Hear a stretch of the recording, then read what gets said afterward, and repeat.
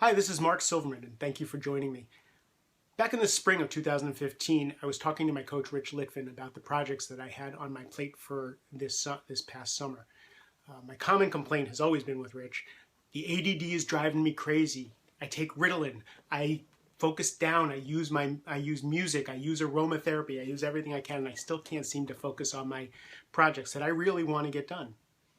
So in Rich's wisdom, he slowed down and said, Mark, what if you used your ADD and your distraction as a compass instead of a problem?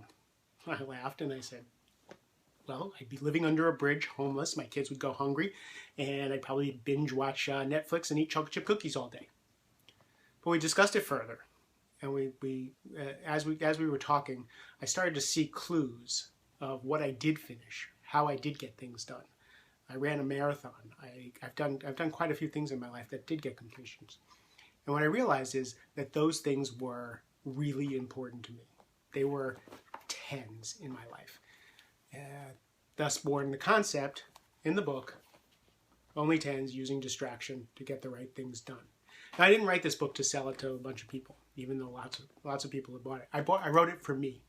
I wanted a PhD in following my energy, following my excitement, like I did for the Marine Corps Marathon and like I've done for other things that I've been successful in, to see if I can get things done.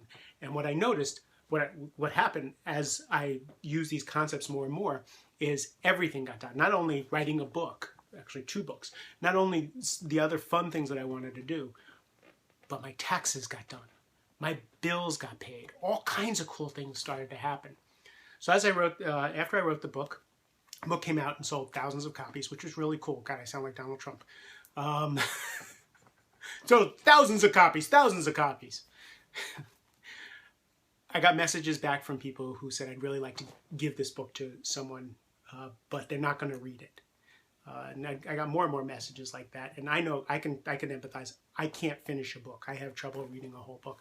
So they asked for video snippets of the book, the concepts of the book, so that they can send them to people. So that's what I'm going to be doing over the next few months, is taking concepts that I've learned in the book, like what is a 10? What is really important to people? How do you find out what a 10 for you is?